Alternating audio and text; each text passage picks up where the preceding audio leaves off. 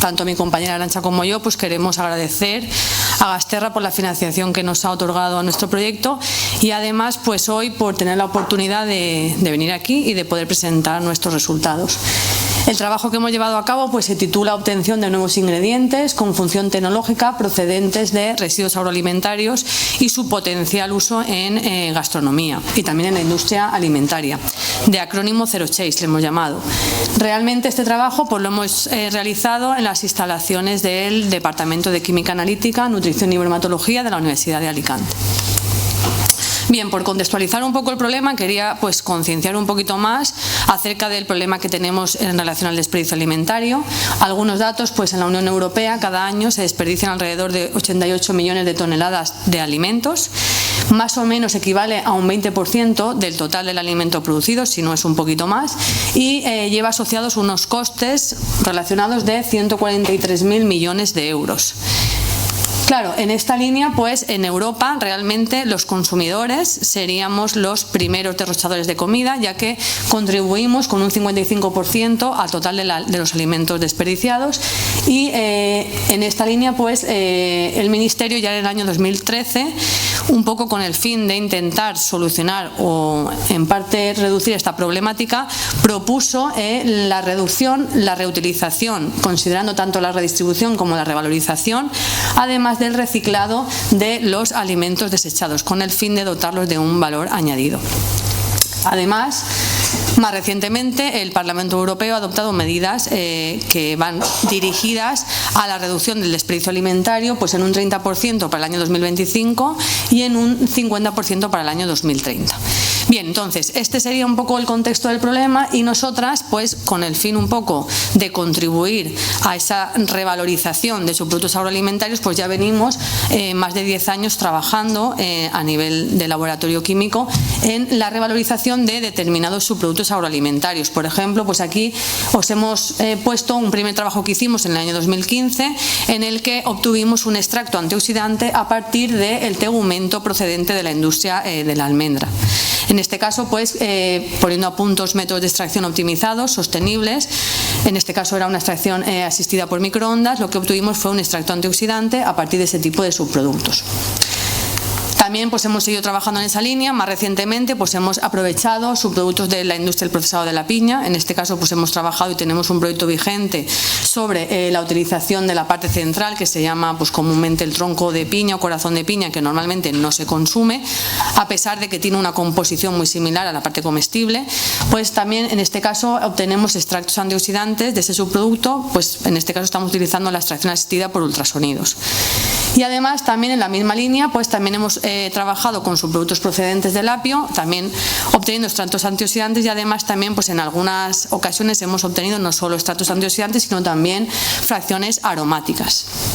Además de optimizar la extracción, pues también nosotros nos dedicamos a purificar ese extracto con el fin de mejorar sus capacidades activas y luego pues también realizamos estudios de estabilización o encapsulación con el fin de mejorar pues la estabilidad térmica de esos extractos o ingredientes en función de la aplicación final a la que los queramos destinar.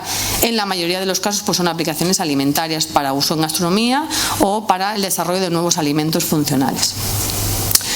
Bien, hoy queríamos pues centrar la atención en el proyecto Zero Waste, como he dicho anteriormente en el título. Realmente en este caso hemos trabajado con subproductos procedentes de la chufa. Bien. Realmente en España pues, se cultivan alrededor de 400 hectáreas con un rendimiento medio de producción en torno a 19.000 kilos por hectárea y tenemos una producción total de unas 8.000 toneladas. Realmente la zona de cultivo principal en España de la chufa sería la zona de Valencia y se comercializa bajo la denominación de chufa de Valencia, bajo la denominación de origen protegida. Esa denominación de origen pues engloba 16 municipios, ¿vale?, de la comunidad, pero principalmente pues se centra en Valencia y Alboraya.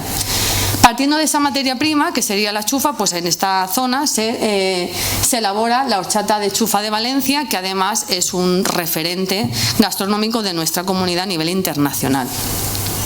Bien, ¿qué pasa? Que en ese proceso de elaboración de la horchata pues se generan una serie de subproductos que suelen contribuir hasta un 60% de ese material que se cosecha, es decir, tenemos un volumen de subproductos importante, por lo tanto consideramos que es importante o interesante poder revalorizarlo y obtener algunos compuestos de valor añadido. Y hoy en día además no se le está dando un uso salvo el que se destina a la combustión, al compostaje o también a la alimentación animal. Entonces nosotras hemos pretendido pues obtener un extracto con un valor añadido en el que podemos encontrar una fracción oleosa y también podemos encontrar una fracción rica en determinados nutrientes como pueden ser proteínas, carbohidratos, etcétera, y también rica en algunos compuestos polifenoles que le darían un poco esa capacidad antioxidante.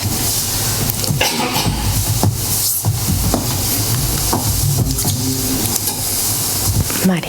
Bueno, pues una vez establecido el objetivo principal del proyecto, que ha comentado mi compañera Ana, que es por un lado obtener esa fracción aceitosa de este residuo de elaboración de la horchata y también ese residuo fibroso, bueno, se propone como técnica de extracción medioambientalmente sostenible, una técnica de extracción no convencional, que es la extracción asistida por ultrasonidos en este proyecto, porque al final, bueno, nuestra experiencia y también la numerosa bibliografía que hay publicada pues indica que son técnicas que permiten pues reducir el tiempo de extracción, reducir también el volumen de disolventes que se utiliza para realizar esa extracción y además aumentar los porcentajes de rendimiento de extracción de los compuestos deseados, ¿no?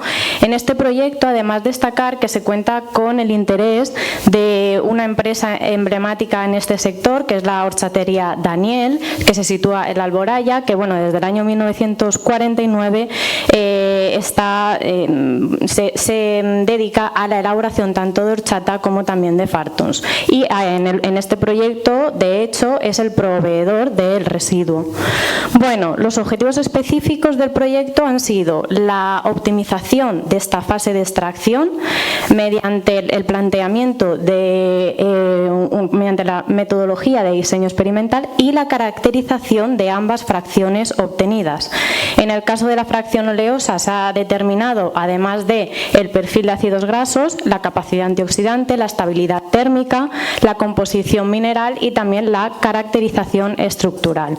En cuanto a esa fracción de residuo sólido obtenido tras la extracción, se ha determinado la composición lignocelulósica, además de la estabilidad térmica, composición mineral, caracterización estructural y la morfología. Hoy, por el tiempo un poquito del que disponemos, vamos a presentar los principales resultados o los que nos han resultado más relevantes. Presentar el equipo de trabajo, además de mi compañera Ana y yo, nos han acompañado realizando el experimental Natalia Zenitagoya, que es la estudiante de doctorado que actualmente está realizando una línea de tesis doctoral con nosotras, y un ya egresado o graduado del grado de Gastronomía de Artes Culinarias, Jordi Castillo.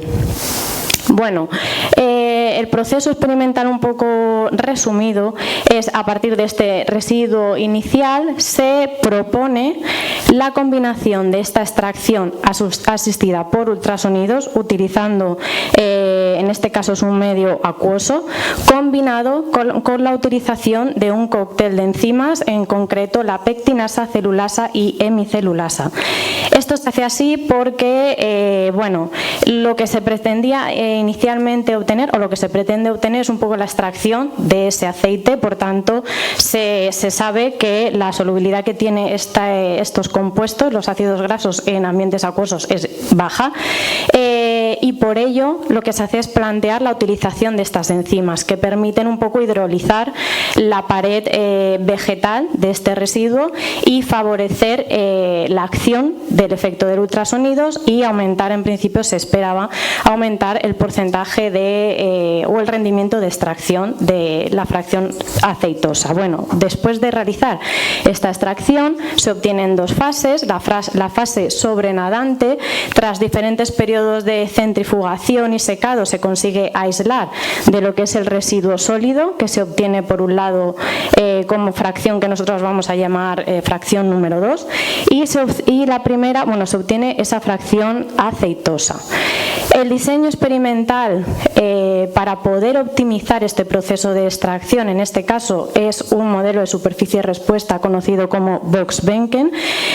Se cuenta con 17 experimentos que se realizan de manera aleatoria con 5 puntos centrales, manteniendo fija la amplitud de actuación del ultrasonidos, y lo que se hace es optimizar 3 parámetros que se consideran críticos en esa extracción.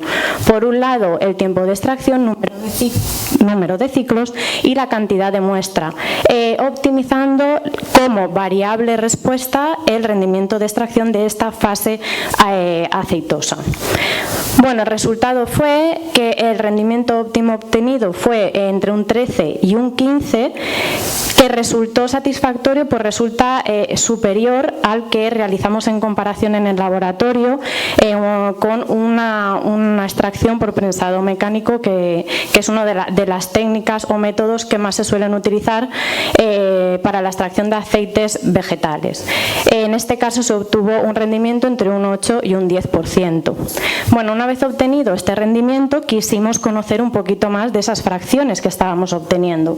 La caracterización de la fracción con ese aspecto más aceitoso, en primer lugar quisimos saber realmente si se estaba extrayendo aceite. Efectivamente, el perfil de ácidos grasos nos hizo comprobar que así había sido. De hecho, el perfil que obtuvimos es el propio publicado y reportado ya en bibliografía. El principal ácido graso fue el oleico, seguido del palmítico, linoleico y por último el esteárico. También quisimos estudiar, con objeto de conocer cuál podría ser el potencial uso posterior de esta fracción, pues su capacidad antioxidante. Esto se hizo conociendo el contenido total en polifenoles, que resultó bastante interesante: 380 miligramos de ácido gálico por cada 100 gramos de muestra, que comparado con su capacidad antioxidante medida por los dos métodos, FRAP y ABTS, nos indicaron que esta fracción aceitosa, además de ese perfil en ácidos grasos, podría tener un interés en este sentido para su posterior aplicación tanto en industria alimentaria como, por ejemplo, en gastronomía, que es el campo que hoy nos abarca.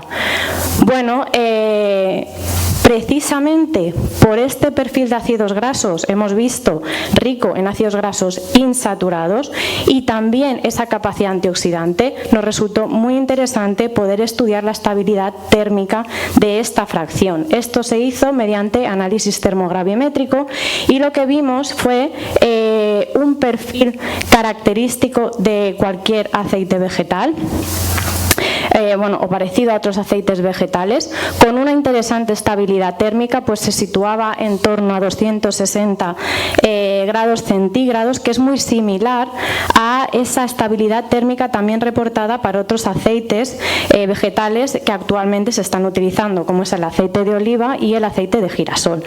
Sin embargo, la importancia de esta primera etapa de degradación en este termograma nos indicó o nos hace sospechar que durante la extracción, además de aceite, estamos extrayendo otros componentes. Por tanto, actualmente seguimos estudiando esta fracción con objeto de conocer qué es lo que compone esta fracción. Sospechamos que pueden ser diferentes hidratos de carbono, proteínas, etcétera. Estamos estudiándolo con objeto de poder establecer o determinar una aplicación lo más adecuada posible para la misma. Lo que vimos en cuanto a la fracción del residuo fibroso, vemos en la misma técnica, mediante análisis termogravimétrico, si solapamos los termogramas tanto del residuo inicial que obtuvimos de Ostratería Daniel respecto al residuo final, residuo sólido final tras la extracción, vimos que los termogramas eran similares, lo cual podemos, a través de bibliografía y ya experiencia previa, se puede identificar o relacionar con esa presencia de lignina, hemicelulosa y celulosa resultados que pudimos también contrastar y relacionar con la composición inicial del residuo que obtuvimos de la horchatería, la cual determinamos mediante las normas TAPI, y a partir de aquí pudimos conocer que principalmente este residuo sólido está compuesto por hemicelulosa en un 34%, también tiene contenidos interesantes de extractivos, lignina y alfa-celulosa, pero es precisamente por este contenido de hemicelulosa que creemos bastante interesante la utilización de esta fracción, poder purificarla de alguna manera, poder extraerla y poder utilizarla como espesante natural y estabilizante, por ejemplo, en diferentes salsas, lácteos, yogures o incluso en productos de panadería. Pero además vimos que, además de este contenido interesante en hemicelulosa, su estabilidad térmica era bastante elevada, próxima a 300 grados. Esto es muy interesante, por ejemplo, para poder utilizarlo como componente o como parte de un material para envasado de alimentos, experiencia que tenemos previa y en la que hemos comprobado que este tipo de materiales pueden actuar como refuerzo, por ejemplo, haciendo envases tipo bandejas y demás. Bueno, como conclusiones, destacar que hemos podido trabajar en esta combinación de metodologías para poder extraer ambas fracciones, pero sobre todo nos gustaría terminar, además de todas estas conclusiones que ya hemos ido pues poniendo sobre la mesa, nos gustaría sobre todo resaltar la importancia de la financiación de la importancia que tiene este tipo de financiación como nos permite Gasterra, porque por un lado no solamente nos permite abrir líneas de investigación, de desarrollo, de innovación en el campo de la gastronomía, sino que además nos facilita a nosotros como docentes, como científicos, poder incorporarnos a este nuevo campo, pero sobre todo también a los alumnos. Y en este sentido, ya lo he adelantado anteriormente, pero me gustaría también hablar un momento, 2 minutos de lo que es el grado en gastronomía, por ese perfil multidisciplinar. En este caso, nuestro proyecto toca esa parte más de tecnología alimentaria, industria alimentaria, extracción de aditivos con diferentes propiedades, pero se tocan otras áreas que lo estamos viendo hoy. Hoy lo estamos poniendo en común entre todos los compañeros. En concreto, resaltar que el alumnado de este grado tiene más de 500 horas de prácticas tanto en empresas como en los propios departamentos de la universidad, que les permite iniciarse en el mundo de la investigación. En concreto, tienen 5 y fue en estos 2 últimos cuando Jordi, después de haber dado el mayor porcentaje de créditos de la titulación, tuvo esta idea de, mira, yo quería trabajar con enzimas, quería hacer este tipo de extracciones, se puso en contacto con nosotras y es cuando empezamos a trabajar. Y esta idea surge de un alumno del grado de gastronomía. Por tanto, terminar así nuestra exposición, agradecer este tipo de financiación y muchas gracias por vuestra atención. Bueno, pues, ¿alguna pregunteta o passem a l'altra? No sé cómo vamos de tiempo. Bien, vamos, digamos, un poco retrasados, pero lo que es vuestra va bien. Vamos. Vale, gracias. Juan.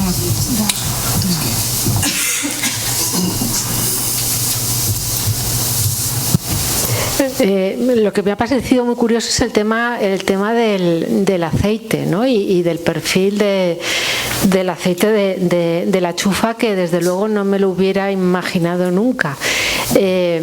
Habéis pensado, y sobre todo porque está Jordi yo sé también que tiene sus ideas, se ha planteado con esa fracción aceite qué se puede hacer, qué posibilidades tiene esa fracción. Bueno, ya sé que seguís viendo la parte inicial, o sea, quizá no a ver, tal y como está ahora no se puede calentar, o no sería cuestión de calentarlo demasiado hasta saber en qué se transforma esa parte inicial, pero a lo mejor en crudo en principio no tendría tampoco por qué haber mayores problemas. La chufa yo me la como a veces a puñados, o sea, bueno, la horchata es chufa cruda, ¿no?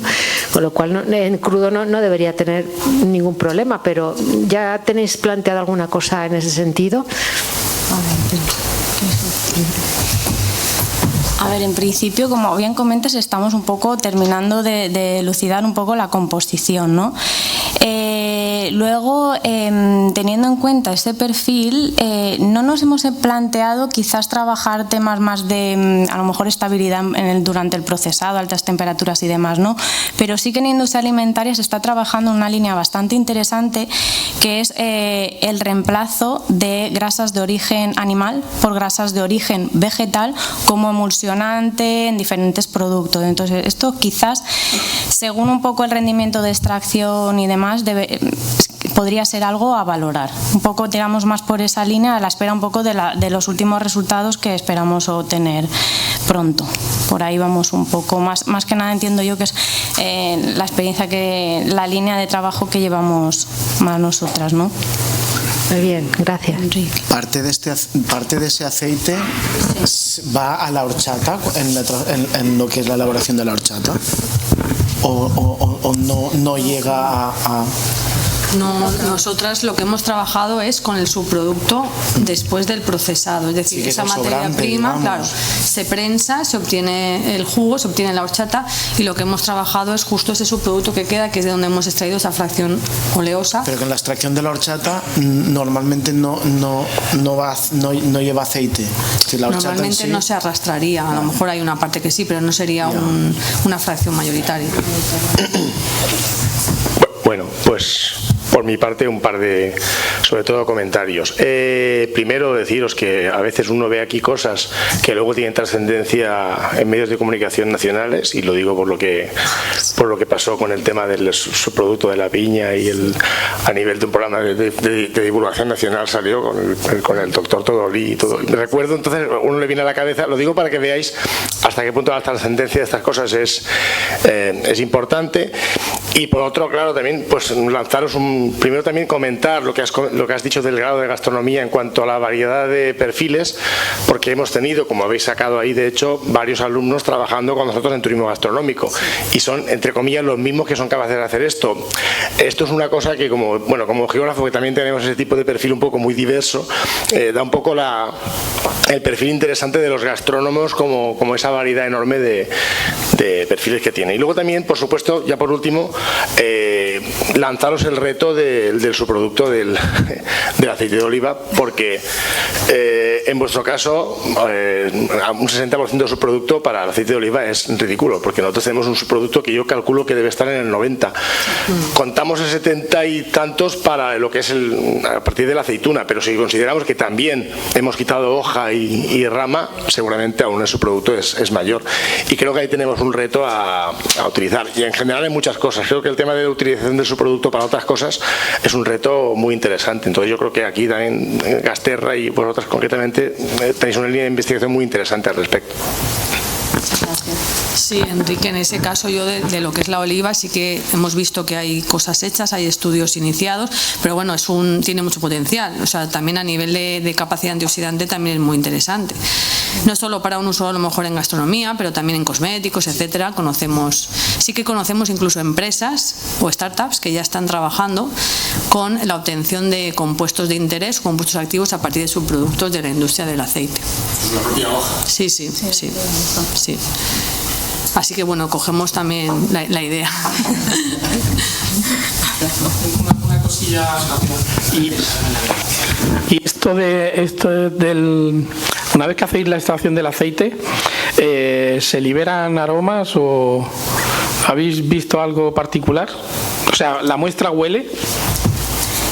En este estudio no hemos evaluado el perfil de volátiles, que sería interesante, porque además sabemos que los aceites, una de las principales, en caso de que vaya a final a producto alimentario, se sabe que uno de los principales factores limitantes o de aceptación y de rechazo por parte del consumidor es ese periodo, esa rancidez, por tanto, y de uno de los principales componentes que más van a afectar a esto o van a decidir esta decisión son los volátiles, que al final también proceden de esa oxidación de los ácidos grasos y demás. No lo hemos hecho porque estamos centrados un poquito en otra línea, pero sí me parece muy interesante. Tampoco hemos detectado un olor que nos resulte llamativo, pero sí me parece interesante, sobre todo también como marcador de la oxidación de esta fracción. Ahora lo llamamos aceitosa porque el aspecto es aceitoso, aunque sabemos que quizás haya algo más, haya algo más extraído, claro. Sí, vamos, básicamente lo decía porque aunque haya salido una fracción de oleico muy alta, pero como esto es una monocotiledónea, pues lo más normal es que se vaya hacia el aceite de palma, tal. Por lo menos desde el punto de vista aromático, a lo mejor sí que sale algún aroma que recuerde al coco, que recuerde alguna cosa de estas, a vainilla o alguna cosa de estas. Seguramente. Más que nada, va a haber por saber, por curiosidad, ¿no? Bueno, pues cambiamos de bloque, si os parece, y vamos al segundo